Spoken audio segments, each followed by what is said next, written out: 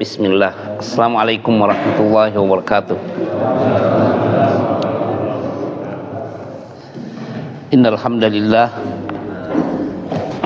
nahmaduhu wa nasta'inuhu wa nastaghfiruh wa na'udzu billahi min shururi anfusina wa sayyiati a'malina. May yahdihillahu fala mudhillalah wa may yudlil fala hadiyalah.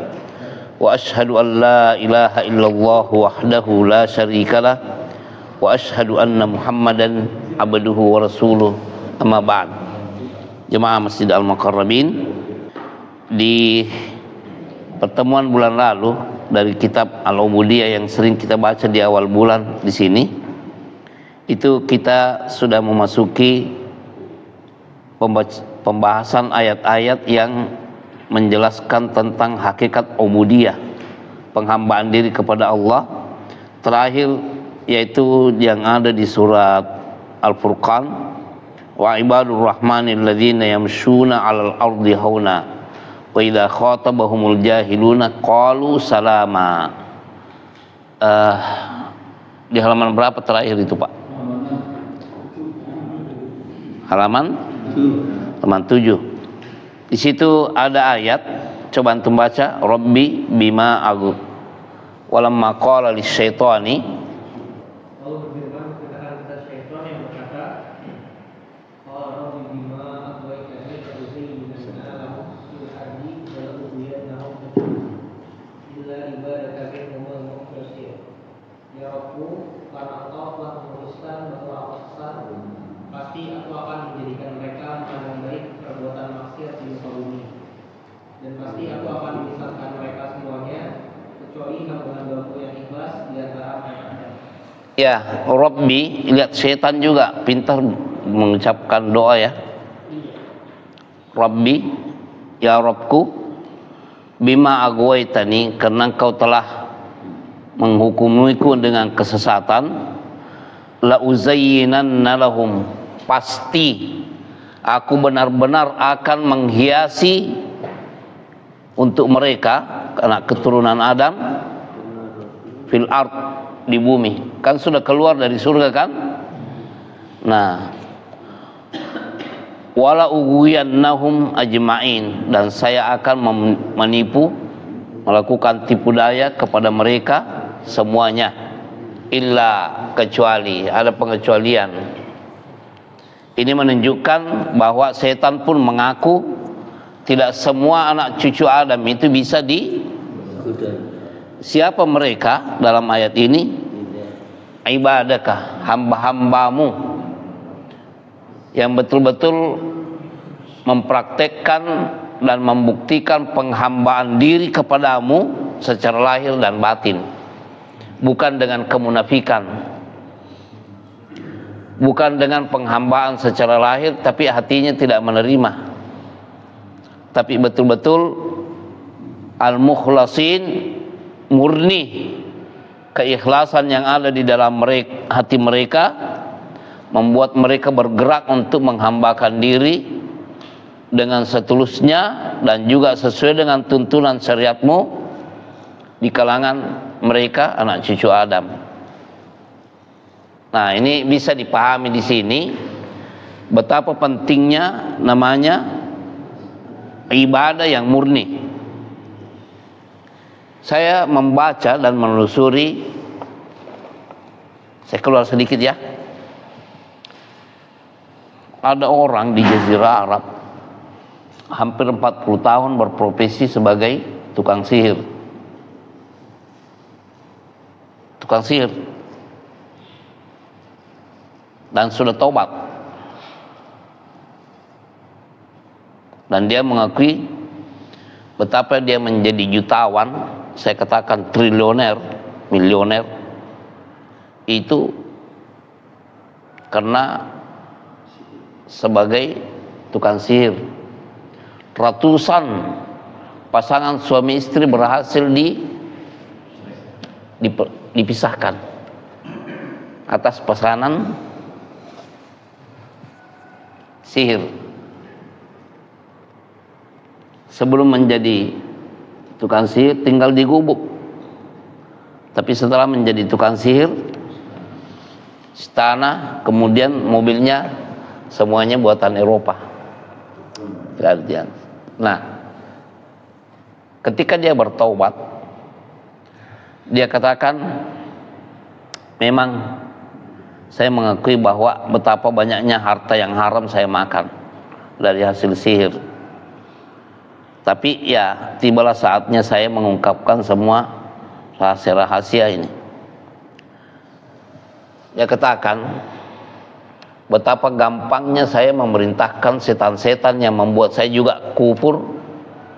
Itu saya perintahkan untuk merusak hubungan orang, membuat sakit orang. Tapi ada dua golongan yang selalu gagal, membuat saya gagal dalam misi. Dan dua golongan ini, setiap kali saya mengerahkan pasukan setan untuk sihir kepadanya, setan-setan yang saya putus itu kembali menjerit-jerit, terbakar. Tidak bisa, malah terbakar. Siapa mereka? Yang pertama, orang yang rajin menghafal Quran, membaca Quran. Tidak bisa ditembus. Dari mana firman Allah ada pada dirinya, kan? Nah, yang kedua, orang yang mondar-mandir sholat berjamaah di masjid. Itu tidak bisa dimasuki, tidak bisa dilawan, tidak bisa ditembus sebagai sasaran, tidak bisa menjadi mangsa. Setan-setan yang puluhan jumlahnya saya utus untuk satu orang saja itu semuanya kembali menangis menjerit-jerit kebakaran. Tidak bisa. Nah, ini yang menunjukkan bahwa pembuktian penghambaan diri kepada Allah itu memiliki pengaruh untuk keselamatan kita terhadap musuh kita. Lanjut, Allah berfirman, kemudian Allah menjawab perkataannya, inna ibadi laisa laka alaihim sultan illa man ittaba'aka minal ghawin. Sesungguhnya hamba-Hambaku tidak ada kekuasaan bagimu terhadap mereka, kecuali orang-orang yang mengikutimu, yaitu orang-orang yang sesat. iya, inna ibadi, sesungguhnya hamba-hambaku yang menghambakan diri kepadaku dengan tulus, sesuai dengan syariat dan ikhlas, bukan dibikin-bikin, bukan bid'ah, bukan khurafat. Laisa laka alaihim sultanun. Kamu wahai setan tidak memiliki kekuasaan terhadap mereka. Kamu tidak bisa menyesatkan dan menggoda. Illa, ada pengecualian juga nih,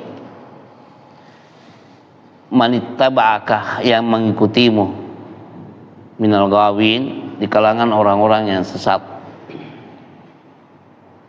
Sesat, tidak ikhlas beribadah, atau mungkin ikhlas beribadah tapi tidak mau mengikuti tuntunan manusia yang Allah utus. Nah, ini nih yang jadi sasaran biasanya nih. Lahir batin biasanya sakitnya tuh. Jadi ada juga kalau dia sebelumnya ada pengecualian tidak bisa. Di sini sebenarnya tidak bisa tapi ada yang bisa. Siapa mereka? Ya, mengikuti kesesatan. Lanjut tentang malaikat. Silakan. Allah Ta'ala berfirman jika menggambarkan keadaan para malaikat, waqalu takhadha rahman walada subhana bal ibadu mukramun la yasbiqunahu bil qawli wa hum bi amrihi ya'malun ya'lamu ma baina aydihim wa ma khalfahum wa la yashfa'una illa liman irtada wa hum min khashyatihi mushfiqun. Dan mereka berkata, Allah yang maha murah telah hamil atau mempunyai anak, maha suci Allah. Sebenarnya malaikat-malaikat itu adalah hamba-hamba yang dimuliakan. Siapa yang mengatakan seperti itu? Wa qalu ittakhadha ar-rahman walada. Mereka mengatakan, siapa mereka ini? Kalau Allah yang Maha Rahman itu punya anak, siapa mereka? Antum melihat ini. Ketika Allah Subhanahu wa taala berfirman, "Qul huwallahu ahad." Apa artinya? Katakan Allah itu satu. Allahus samad. Ya. Allah itu tempat meminta. Semua kebutuhan makhluk ada sama Allah. As-samad. Lam yalid. Tidak beranak, tidak melahirkan. Walam yulad, dan juga tidak. Lihat, mengapa dalam kenyataannya manusia kan sebelum melahirkan dilahirkan dulu ya? Ya. Mengapa didahulukan di sini lam yalid walam yulad? Mengapa tidak ini Allah tidak berfirman lam yulad walam yalid? Tidak diperanakan dan tidak beranak. Nah, para ulama tafsir menyebutkan karena ini memiliki makna yang sangat mendalam sesuai dengan realita. Apa kata orang Yahudi? Wa qalatil yahudu Uzair ibnullah. Uzair itu putra Allah. Wa qalatin nasara Isa ibnullah. Isa itu putra Allah. Kalau orang-orang musyrik Mekah bilang apa? Apa asfakum rabbukum bil banina wattakhadha minal malaikati inatha. Orang-orang musyrik mengatakan malaikat itu adalah putri-putri Allah. Kan? Jadi kesesatan itu bukan pada dilahirkannya tapi melahirkannya. Yang ini mengatakan Uzair, Allah memiliki putra namanya Uzair. Yang ini mengatakan Isa itu adalah putra Allah. Mereka orang-orang musyrik mengatakan malaikat adalah putri-putri Allah. Nah, karena kesesatan ada di sini. Sekarang, apakah ada di antara kita mengatakan bapaknya Allah itu siapa? Kalau Trinitas kan Tuhan Bapa ya. Terus siapa yang melahirkan mereka? Lihat masalahnya di situ. Makanya di kedepan lam yalid, tidak beranak. Walam yulad, tidak juga diperanakkan. Subhanallah. Ketika mereka mengatakan bahwa Allah itu punya anak, yang orang musyrik juga mengatakan malaikat itu putri-putri Allah, bal ibadun mukramun. Malaikat-malaikat itu adalah hamba-hamba Allah yang mulia. La yasbiqunahu bil qaul. Malaikat tidak berani melakukan sesuatu dan mengucapkan sesuatu sebelum Allah berfirman memerintahkan. Wa hum bi amrihi ya'malun. Mereka terhadap perintah Allah patuh melaksanakannya. Makanya ada kan dalam surat At-Tahrim, alaiha malaikatun giladun syidadun la ya'sunallaha ma amarahum wa yaf'aluna ma yu'marun. Alaiha malaikatun gilad. Ada sejumlah malaikat menjaga apa neraka ya? Giladun. Berkarakter apa? Keras, kasar. Syidadun, kasar, keras. La ya'sunallaha ma amarahum. Mereka para malaikat yang ditugaskan menjaga neraka itu tidak berani bermaksiat menyalahi perintah Allah. Wa yaf'aluna ma yu'marun, dan mereka melaksanakan apa yang Allah perintahkan kepada mereka. Ini malaikat nih.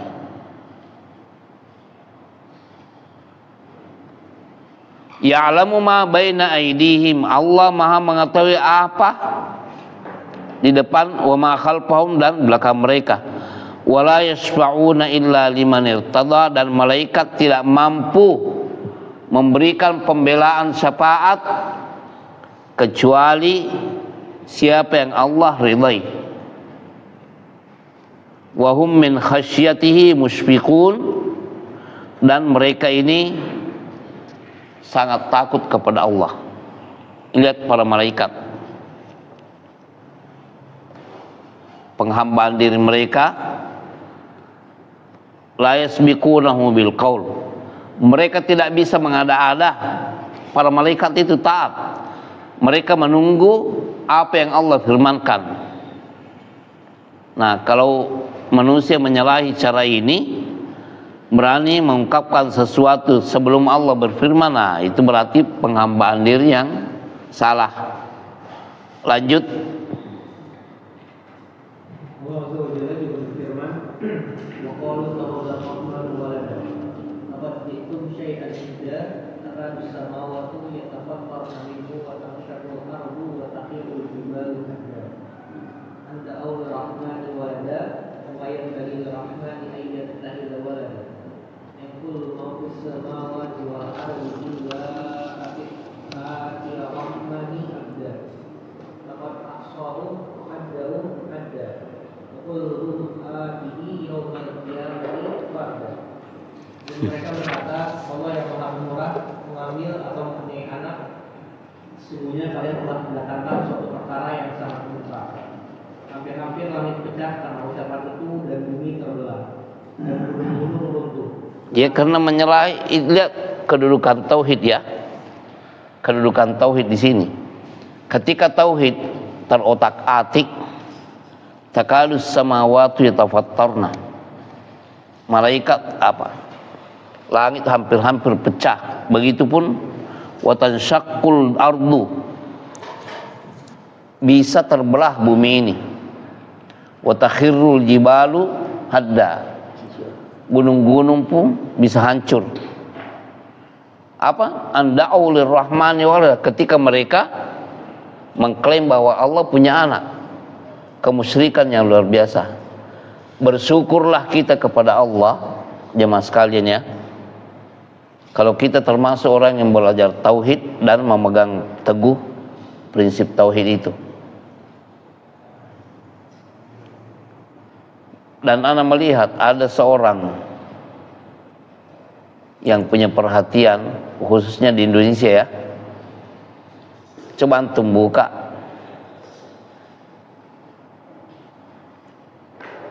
ini Dondi ya. Siapa yang tahu ininya, webnya apa? Ada di Medsos gitu ya. Dondi Tan itu saya melihat masya Allah, jumlah Bible yang dia pegang itu, dan dia betul terus. Semalam juga saya terkoneksi itu, dia ditanya oleh sejumlah orang meminta pembuktian bahwa sebenarnya Nabi Isa itu tidak pernah mengatakan dirinya sebagai Rabb yang diibadahi, tapi sebagai Nabi. Itu yang ada dalam sejumlah Bible. Nah, kita bersyukur kalau di dalam tauhid, tapi masalahnya sekarang ini kitab tauhid yang paling ini itu adalah kitab tauhid Syekh Muhammad bin Abdul Wahab. Tapi kan di Indonesia ini sudah menjadi apa ya, kemelut namanya. Selalu ada kata-kata Wahabi. Ya memang kenapa sih? Kalau orang Wahabi kenapa? Abdullah Muhammad bin Abdul Wahab menulis kitab tauhid, ada gak yang salah di dalam kitab itu? Coba ya. Di sebuah negara, baik di Afrika maupun di Asia ini, buku itu kan dicetak dengan banyak terjemahan, sampai bahasa Inggris, bahasa Indonesia sudah juga, semua bahasa. Lihat, sejumlah orang-orang yang dianggap cendekia, yang betul-betul ini, dia buka dulu ini apanya, kopernya ya, dia pisahkan dengan kopernya. Begini, nggak apa-apa saya lakukan di sini. Dia lakukan begini nih. Kitab tauhid yang Syekh Muhammad bin Abdul Wahab itu dia ambil isinya, dia pisahkan begini nih, anak pisahkan begini. Ini kan koper kan? Berarti kan tidak ada namanya. Dia namanya di sini juga dibuka juga. Lalu dia bilang, coba antum baca ini buku, lalu berikan kesimpulan kepada saya bagus atau tidak. Dia berikan waktu itu sepekan. Lalu dia bagi kepada orang-orang yang dianggap cendekia begitu, baik yang tua laki-laki maupun perempuan. Semua mengatakan, wah bagus sekali buku ini. Siapa penulisnya? Baru dia berikan ininya. Nih penulisnya namanya Muhammad bin Abdul Wahab. Karena mereka apa? Tapi masalahnya setiap mendengar Wahabi selalu ini a priori. Apanya Muhammad bin Abdul Wahab yang salah? Kesesatan apa yang yang didakwakan? Ada lagi salafi lagi. Ya kalau mengacu kepada orang-orang yang langsung berguru kepada Nabi Muhammad SAW, ente apa? Nah ini maksudnya. Mungkin kita juga di sini a priori tidak semua yang ada di dalam masjid ini mau menerima yang begini-begini. Jadi apa? Kita selalu memposisikan diri kita itu sebagai musuh kalau ada sesuatu yang tidak cocok dengan hawa nafsu kita. Ini masalahnya nih.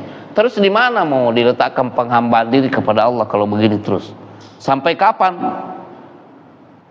Ya ini memerlukan ketegasan ini.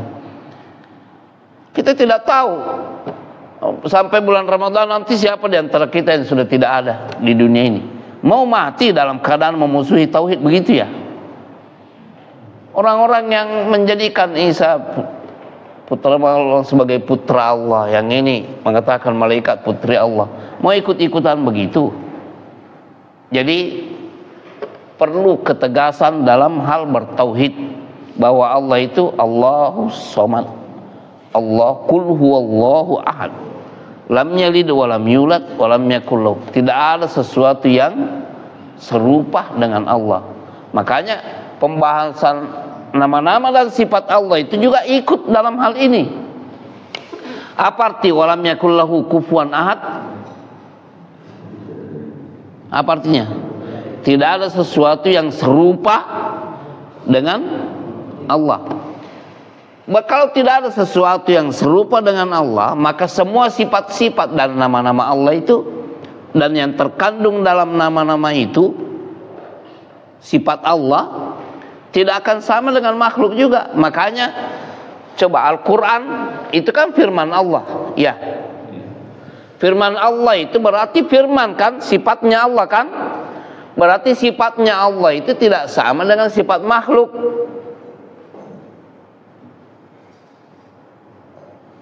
Kalau perbuatan manusia makhluk, maka Allah firmannya tidak makhluk. Al-Quran bukan makhluk. Memang kita membaca Al-Quran, mata kita membaca tulisan. Mata kita makhluk, tulisan dalam bentuk kertas dan tinta itu makhluk juga, tapi kandungannya bukan makhluk. Tenggorokan kita yang membaca dan lidah kita serta gigi kita yang menjadi patokan itu makhluk semua, tapi yang dibaca, isinya yang dibaca itu bukan makhluk. Telinga kita yang mendengar juga begitu, mendengar firman Allah dibaca. Gendang telinga kita dan alat pendengaran kita semuanya makhluk, tapi isi yang didengarkan itu bukan makhluk. Karena itu ada firman Allah Subhanahu wa ta'ala. Nah, jadi makanya di dalam semua mazhab, termasuk dalam mazhab Syafi'i itu betapa banyak fatwa yang mengatakan bahwa orang-orang yang berani mengatakan bahwa Al-Quran itu adalah makhluk adalah orang yang kafir. Dalam mazhab Syafi'i pun begitu. Nah, jadi teman-teman sekalian, bersyukurlah kalau kita itu masih sempat mempelajari tauhid, supaya kita mati dalam keadaan husnul khatimah. Jangan cuma mengatakan semoga husnul khatimah kalau ada mendengar siapa yang meninggal, inna lillahi wa inna ilaihi rajiun, semoga dari sekarang katakan kepada berdoa kepada Allah supaya nanti kalau meninggal husnul khatimah. Bagaimana caranya? Bertauhid. Tauhid supaya dalam hati kita itu kita meninggal dalam keadaan hati kita tidak ada nodanya, tidak ada mempertuhankan makhluk. Nah, itu juga lah fenomena penampilan nature dalam hidup kita itu. Terkadang nanti ada pembahasan di sini itu penulis mengatakan begini, saking parahnya masalah posisi penghambaan diri itu, terkadang kita melihat seseorang statusnya di dunia sebagai raja. Tahu raja? Raja apa yang mampu dilakukan oleh raja? Coba. Raja. Posisinya raja sebagai apa? Coba antum menjelaskan. Kamu kesana yang mana? Ada nggak yang berani mengatakan saya nggak mau? Ada nggak? Tidak ada yang berani. Tapi sang raja ini punya power.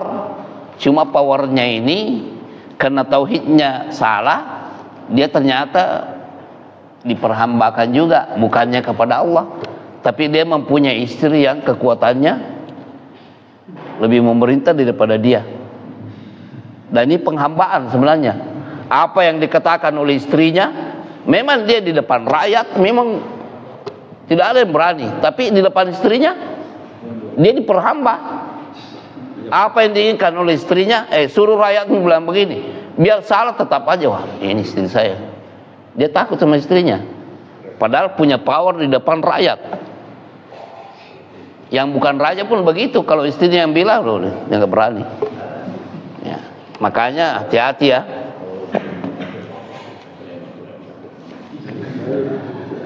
Ku anfusakum wa ahlikum nara. Ku anfusakum, jaga diri kalian, wa ahlikum, dan keluarga kalian terhadap siksaan neraka. Harus menghambakan diri hanya kepada Allah. Istri Fir'aun, walaupun Fir'aun kafir atau mukmin, tapi istri Fir'aun ada juga suaminya Nabi, tapi wah, istri Nabi Nuh sama istri Nabi Lut pengkhianat, tetap saja di blacklist. Nah, ini menunjukkan bahwa hubungan suami istri itu perlu diserasikan. Abu Lahab, bagaimana Abu Lahab? Sama-sama kan memusuhi Nabi. Tabbat yada Abi Lahab wa imratuhu hammalatal hatab fi jidha hablum mim masad. Tersebutkan dalam Al-Qur'an. Karena sama-sama berjuang suami istri untuk memusuhi dakwah Nabi sallallahu alaihi wasallam. Apa artinya? Masuk neraka. Jadi harus menata istri kita juga. Jangan sampai ada keinginannya yang bertentangan dengan tauhid atau ikut-ikutan memusuhi dakwah sunnah. Nah, itu sebelum terlambat adakan perombakan cepat daripada bermasalah. Itu tidak cukup. Kita itu hanya mengatakan semoga husnul khatimah, ya dari sekarang sebelum Anda mati usahakan supaya husnul khatimah. Tidak cukup itu cuma ucapan-ucapan begitu. Itu grup itu sampai keriting itu ininya, innalillahi wa inna ilaihi rajiun, semoga husnul khatimah. Lah, memang semudah itu ya?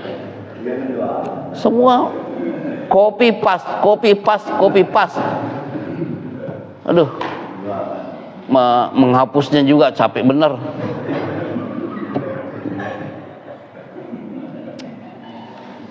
Subhanakallahumma bihamdika asyhadu an la ilaha illa anta astaghfiruka wa atubu ilaik. Assalamualaikum warahmatullahi wabarakatuh.